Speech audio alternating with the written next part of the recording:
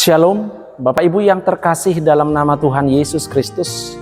Firman Tuhan yang menjadi renungan untuk kita pada hari ini, di hari Sabtu 12 April 2025, diambil dari kitab 2 Tawarik atau 2 Kronika 18 ayat 13. Tetapi Mika menjawab, "Demi Tuhan yang hidup, sesungguhnya apa yang akan difirmankan Allahku, itulah yang akan kukatakan. Alai ninnasi mikama, songon sitong namangulu Jahoba, manangaha si pabowaon ni debata tuau, ido hata honokku." Amin. Demikian firman Tuhan. Bapak Ibu yang terkasih dalam nama Tuhan Yesus Kristus, integritas adalah sifat atau karakter seseorang yang menunjukkan konsistensi antara perkataan, tindakan, dan nilai-nilai yang dijunjung. Orang yang berintegritas adalah seseorang yang jujur, dapat dipercaya, dan teguh dalam prinsip-prinsip kebenaran, bahkan ketika berada dalam situasi sulit atau mendapat tekanan.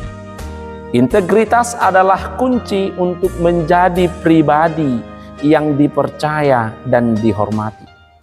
Dalam iman Kristen, integritas berarti hidup dengan jujur dan benar di hadapan Tuhan dan di hadapan sesama, serta memperlihatkan konsistensi antara perkataan dan perbuatan. Dengan hidup berintegritas, kita bukan hanya menjaga hubungan baik dengan orang lain, tetapi kita juga memuliakan Tuhan dalam setiap aspek kehidupan. Untuk menjadi pribadi yang berintegritas, sangatlah perlu keteguhan hati dan iman untuk benar-benar mau teguh dalam perkataan dan dalam perbuatan yang seturut dengan kehendak Tuhan. Hal inilah yang mau kita lihat lewat perenungan kita hari ini. Salah satu nabi yang sangat menjunjung tinggi sifat atau karakter integritas yang baik adalah Nabi Mika. Kehidupan Nabi Mika yang hidup seturut dengan apa yang diperintahkan Tuhan untuk tegas dalam menyampaikan suara kenabiannya di tengah-tengah bangsa Israel. Dengan mengatakan segala sesuatunya secara terbuka sesuai dengan yang diperintahkan Tuhan, bukan dengan menyebarkan atau berkompromi dengan perintah Tuhan supaya ia diterima dan disenangi pada masa itu. Nabi Mika, seorang nabi dari kitab Perjanjian Lama, adalah sosok yang dikenal karena keteguhan hatinya dalam menyampaikan kebenaran Allah meskipun diperhadapkan dengan berbagai tekanan. Mika menunjukkan keberanian yang luar biasa dengan menegur dosa dan ketidakadilan bangsa Israel, terutama para pemimpin dan nabi-nabi palsu yang hanya menyampaikan pesan sesuai kehendak manusia. Ia tidak mencari popularitas atau keuntungan pribadi, tetapi dia tetap setia menyampaikan firman Tuhan.